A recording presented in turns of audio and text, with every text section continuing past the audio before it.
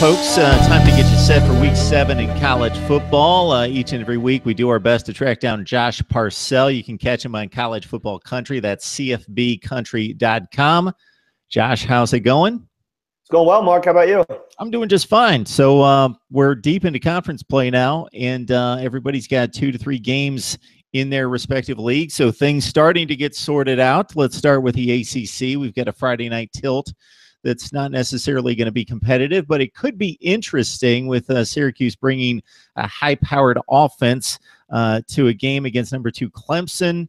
We've got other games in the ACC with Georgia Tech, just the one loss against Tennessee, a game that they dominated most of the way, going to Miami to take on the Canes, who, of course, are undefeated.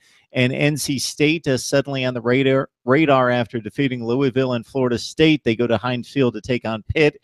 So your look at the ACC and some of the matchups that are jumping out at you. Yeah, we can start on Friday night. I think Syracuse, look, they're not going to win. They're not going to upset Clemson. But I think that they could make this game a lot more interesting than it should be. You talked about the offense. And Dino Babers last season, they knocked off Virginia Tech in a game nobody saw coming. Similar point spread to what you see on Friday night, yeah, with Clemson, over 20 points.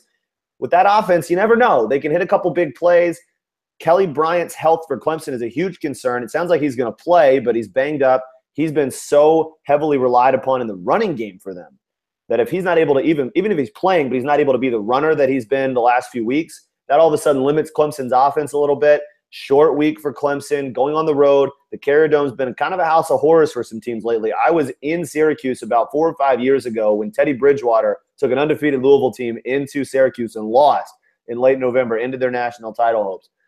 I'm not calling the upset, but I do think that Syracuse could make this game interesting for 2 or 3 quarters. They played LSU tight. They've played pretty well this season, certainly better than I think people expected them to after losing some of the talent they took off of that roster a year ago. So, yeah, I think Syracuse is going to be an interesting one. And then on Saturday, one of my upsets of the week, I have a couple. One of my upsets of the week is Georgia Tech. I think Georgia Tech's going to beat Miami. This is a Hurricanes team that's obviously bruised and beaten up, losing Mark Walton last week. Travis Homer's a pretty good backup, but you obviously would love to have Walton there. They're very thin at running back. They're losing some guys in the secondary. Amon Richards is questionable for this game. It's a mash unit there for Miami, not to mention the fact that the Hurricanes are getting way too much credit for beating a 1-3 Florida State team on the last play of the game. That all of a sudden means that Miami is back. And then we've heard that conversation now again. We hear it 100 times, and it's never true until Miami is playing for a national championship. Miami is not back. And I think some of the players, though, they're going to buy into their own hype. And I think Georgia Tech comes in off of a bye week, fresh. They're obviously a tough team to beat. And the key stat in this one, Mark, that I find really interesting, Miami's defense, 12th in the ACC in third down conversions on the defensive side. So they're a team that do not get off the field very well on third down. That's a bad recipe against Georgia Tech, who loves to pop off 4 yards, 3rd and 2, just keep the chains moving. I think that they're going to control the clock against this Miami team. Limited possessions. It's going to be rainy down there in South Florida. I'm calling the upset. I think Georgia Tech wins this game close, 24-23. But I like the Yellow Jackets. They're playing pretty well right now.